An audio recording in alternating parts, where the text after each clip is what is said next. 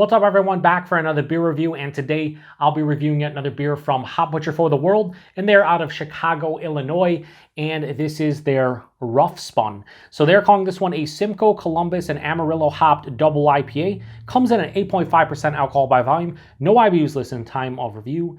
This can is just over 2 months old. So when I see these hops for a Double IPA, Simcoe, Columbus, and Amarillo, I'm thinking old school. But then I'm thinking about Simcoe, Columbus, and Amarillo, how they're used nowadays, and maybe it's not going to be as old school as I think. But yeah, this is the rare 8.5% double IPA from Hop Butcher. Typically, they're 7.5 or sometimes even 8, but this one being 8.5, kind of excited. We'll see how this is. Let's give it a pour. Yeah, that's looking, doesn't look like an old school beer. Let's just say that. It looks like a super new school hazy.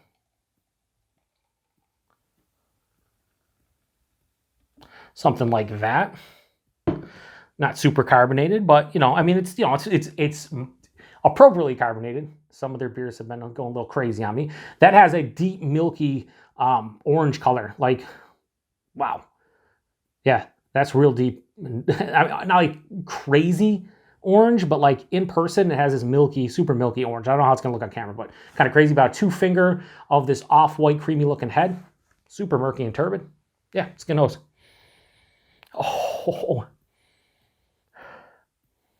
wow. That has an extremely like dank, earthy. So shout out to Ridge over at Ridgeopolis, the FLX boys, Tyler over at South 10 Beer Reviews. They always say that, you know, dirty gym locker, or like gym bag, right? That's what I'm getting in this one. It is fucking crazy dank. But then I'm getting huge, big, like stone fruit, like peach mango, like you just bit into an over-ripened kind of like, you almost have to trash the peach. That's how over-ripened it is, but it's still, you know, it's still, you'll be fine eating it, but it's like teetering on, okay, maybe I should throw it out. That's where this is peach-wise. But yeah, mango, nectarine, a little bit of a, like a cantaloupe thing going on. Honeydew melon. The one thing is I've had some Columbus beers that have just been melon forward, and that's like melon is the predominant note. It's crazy, and I'm getting that a little bit here. It's cantaloupe, a little bit of honeydew. This smells so vastly different than so many of their beers, though. Yeah, it smells awesome. Let's get into it. Cheers, everybody. Thanks again to Hop Butcher. I think I forgot to say, I'll post a link in the description box, the beer mail unboxing video I did that contains all the goodies that Hop Butcher sent my way, and huge thanks to them for this beer. I usually start off with that. Sometimes you forget. You get old, you forget at the beginning, but thanks to Hop Butcher. This is good.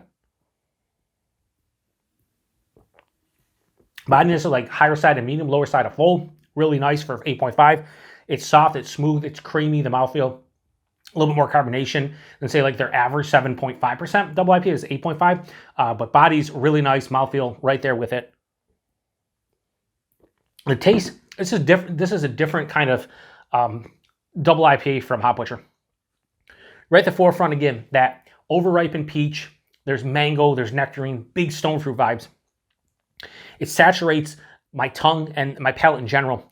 Underneath, maybe a little like zesty kind of pithy grapefruit. Midway through the palate, I'm hit with a little bit of that honeydew melon.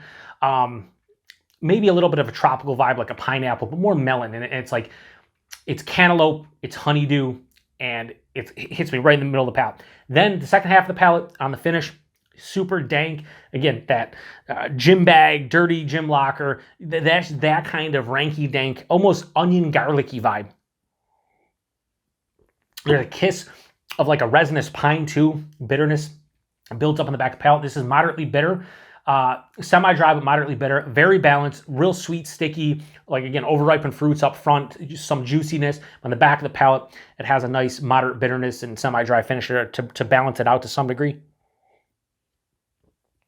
This is a good beer. It's a really fucking good beer. Yeah, it's, what I really like about it is it's unique, but also really tasty. Sometimes beers can be fun, but that's all they are. You're like, oh, it's a fun beer. But a lot of times when people say, oh, that's a fun beer, they mean it's a fun beer to try, but it's not necessarily good. Same thing when people say, oh, that's very unique. And I've done it before. And then I'll be like, oh, it's unique, and I'll give the beer like a 3.5 or something. This is doing a good job of being unique, interesting, but also quite tasty. And I'm here for it. Yeah, not much more to say about it. I'm going to give Roughspun from Hop Butcher, forgot about tasting notes, we're going to give that a low 4.25. I'm going to go 4.2. Really fun beer, really good beer. I also like the Dan Jetsa artwork. Simplistic, but just, I love the color scheme, everything. Okay, tasting notes. Juicy peach, you fucking yes. I'd say overripened or sweet peach, but yes, I'm glad that that's the first tasting note. Piney grapefruit. Got a little bit of grapefruit. Got a little bit of resinous pine in the back of the palate, but would I say piney grapefruit for the second tasting note? Probably not. And last is candied pineapple. I did not get candied pineapple. I got a little bit of pineapple. I could see their candied thing because, again, I'm saying overripened peach and mango and stone fruits. So juicy peach, yes. Piney grapefruit, I got both of those individually. Wouldn't be my second tasting note. And candied pineapple, I didn't really get that. Price point availability. Typically, the double IPAs from people around the Chicago land area who have told me before, typically $15.99 a 4-pack. If this is closer to like one of their triples, this might be $18, $19 4-pack. I don't know. If you bought this in the Chicagoland area, let me know what you paid for it. I think if this hit distro, it'd be $20 4-pack, and I'd pay that for this because it's really good. And then availability. I know if you watch most of my reviews, especially the Hop Butcher ones, I say the same damn stuff over and over for price point and availability because I'm reviewing their beers, and it hasn't changed. It's changed a little bit, but if you want their stuff, you can get it no matter where you are. You just have to put in a little bit of effort, but you can get it. Now, if you can, am I saying you can get these locally easily? Depends on where you live, but they're getting better distribution. So if you really want Hop Butcher stuff, you can seek it out. It's not all that crazy to trade for or anything, and yeah. Anyway, if you've had this one before, let me know what you think about 8.5%, a little bit of warming in the chest, nothing on the palate. Just a really well-made double IPA, 4.2 out of 5. So again, had this one, post in the comment section. Appreciate everybody stopping by for another beer review here in the Beer Patrol. Thanks to Hop Butcher, even though I totally forgot in the beginning to do my spiel of like, you can catch the, beer mail video. I'll post a link into the description, blah, blah, blah. I didn't do that. Sometimes it happens. When you're old, you're allowed to make mistakes, right? Maybe? I don't know. Anyway, thanks to Hop Butcher. Thanks everybody. Till the next one. Cheers.